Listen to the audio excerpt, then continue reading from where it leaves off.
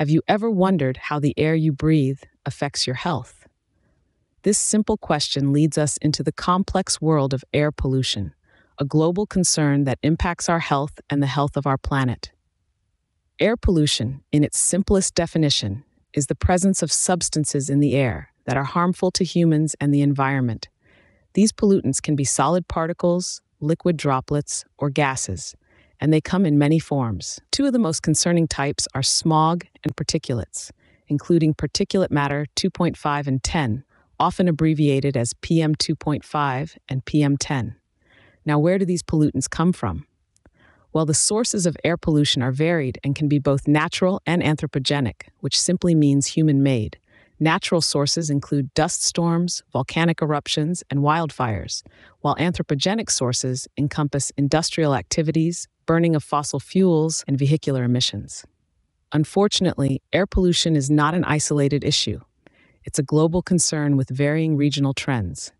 Some regions, such as major urban centers, industrial areas, and densely populated developing countries, experience higher levels of pollution than others.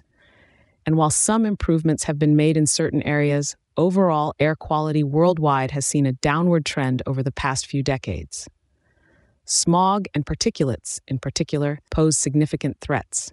Smog, a kind of air pollution that forms a visible haze in the atmosphere, is often associated with large cities and can cause or exacerbate health problems like asthma and other respiratory illnesses.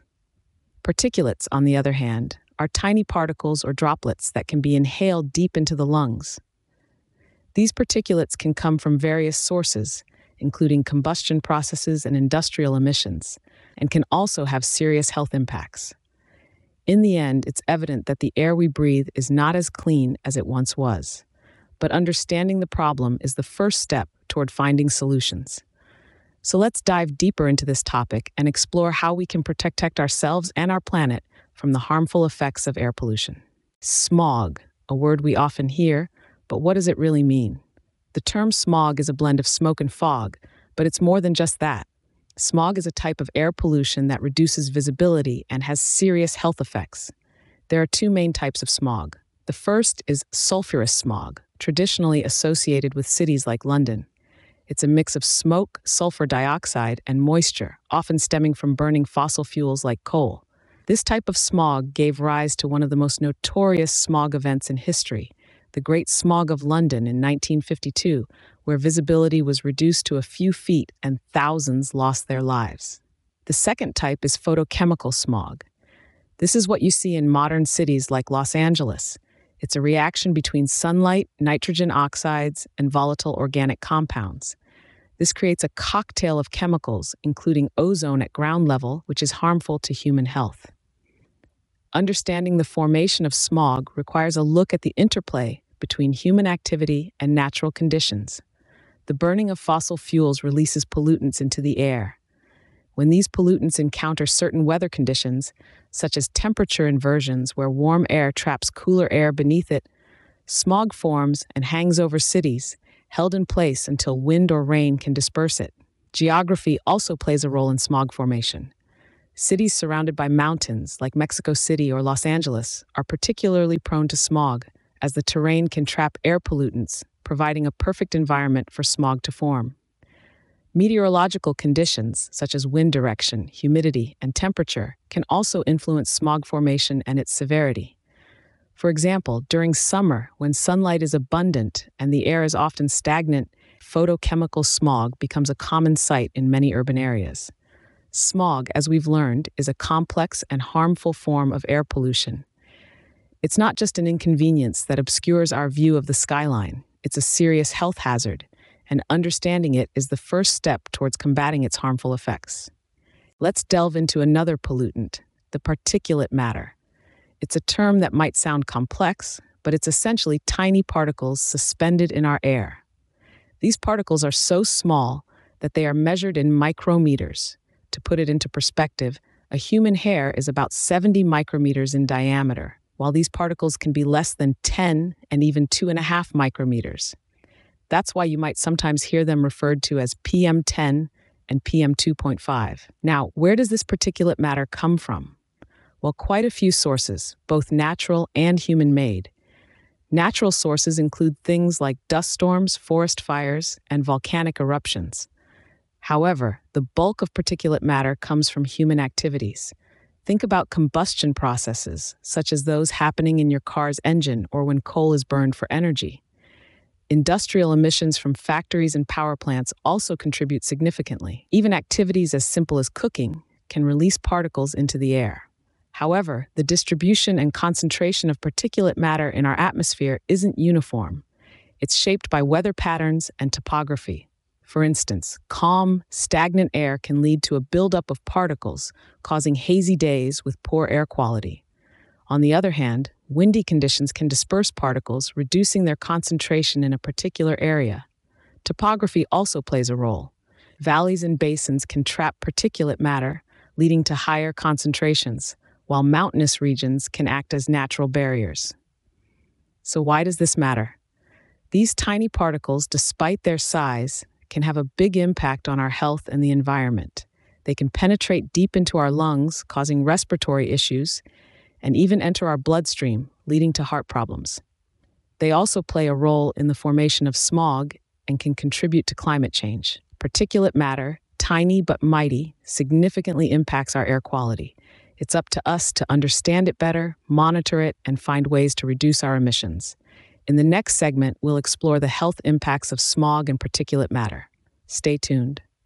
Now, how do these pollutants affect our health?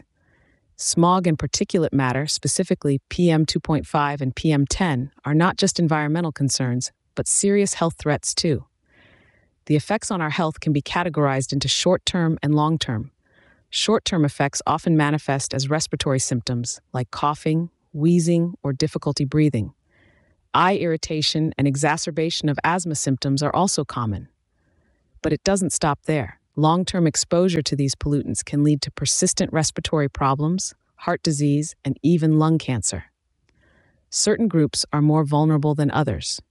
Children, the elderly, and individuals with pre-existing health conditions, particularly respiratory or cardiovascular diseases, are at heightened risk.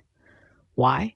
Well, children and the elderly have less developed or weakened immune systems. Those with pre-existing conditions have systems that are already under stress, making them more susceptible to the harmful effects of these pollutants. The mechanisms of action, or how exactly smog and particulate matter harm our health, can be quite complex. These pollutants can penetrate deep into our lungs, causing inflammation and exacerbating respiratory conditions. Some particulates are so tiny they can even enter our bloodstream, leading to systemic inflammation and contributing to cardiovascular disease. Let's look at a couple of case studies.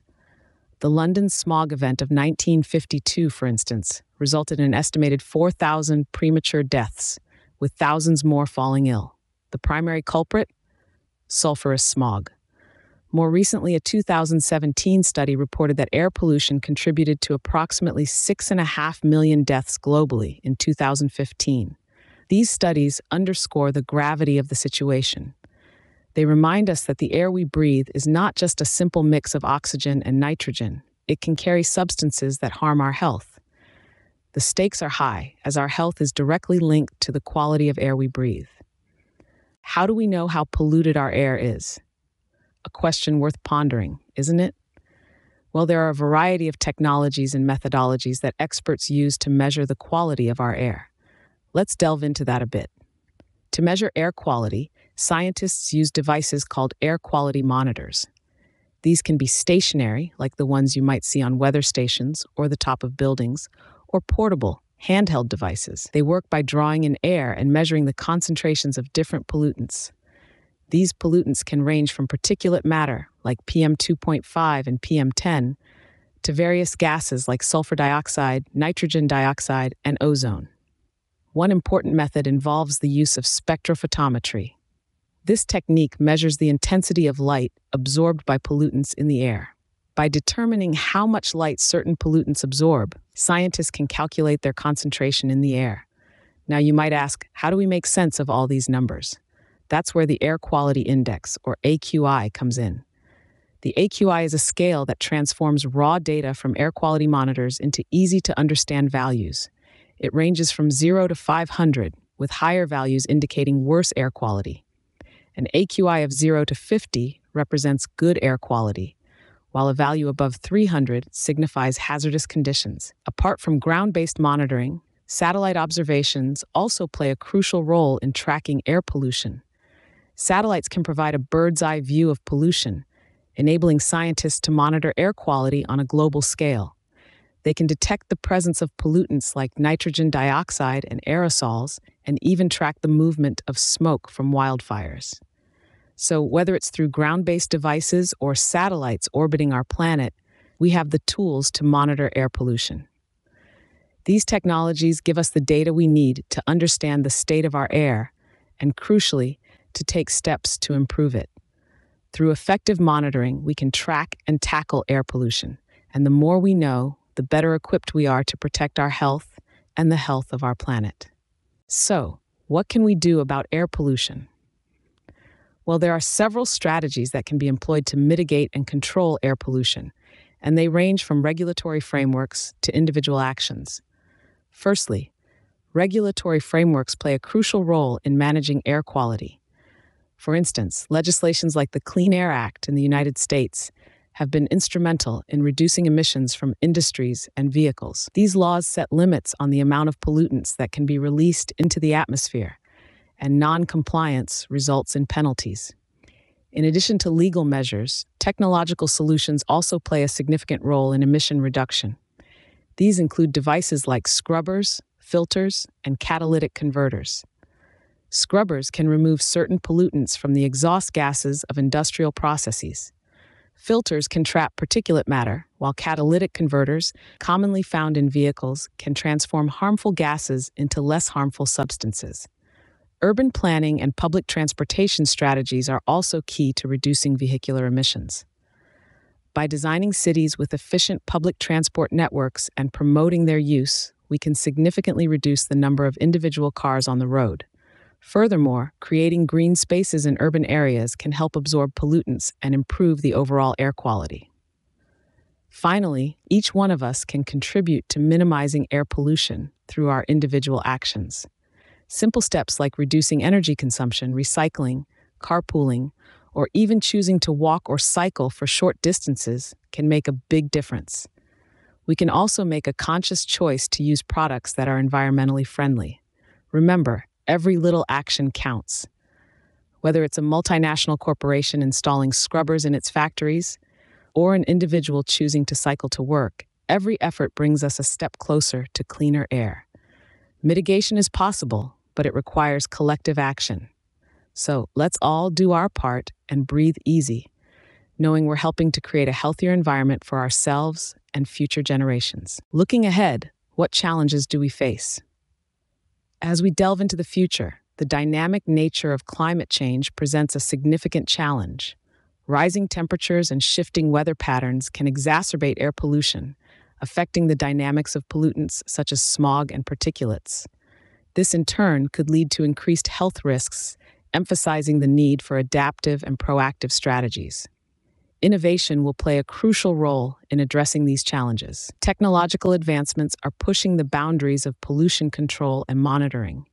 New generation scrubbers, filters, and catalytic converters are becoming more efficient, while emerging technologies are exploring the potential of nanotechnology and biotechnology.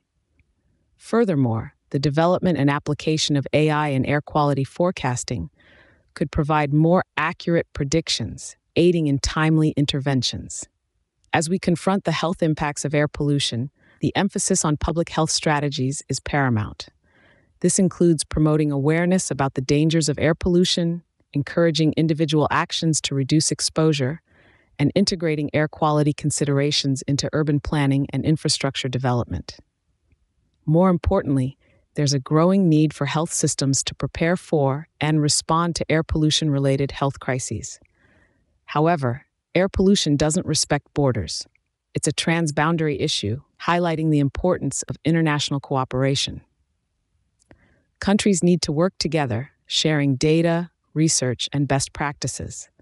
Global agreements and regulations can enforce emission reductions and set shared goals for air quality management. The way forward also requires a deeper understanding of air pollution science. Research needs to dig deeper into the chemical and physical properties of pollutants, the mechanisms of their impact on human health, and their interactions with climate change. This knowledge will inform better strategies for mitigation and adaptation. The journey ahead may be challenging, but it's not insurmountable. By combining technology, public health strategies, international cooperation, and ongoing research, we can tackle the future challenges of air pollution. The future of air pollution is a complex issue, but with continued research and cooperation, we can breathe easier. In the end, the air we breathe matters. We've journeyed through the dense smog, danced with particulates, and delved into the profound effects these invisible foes have on our health. We've explored the sources of air pollution, both natural and man-made, and examined the global and regional trends in air quality.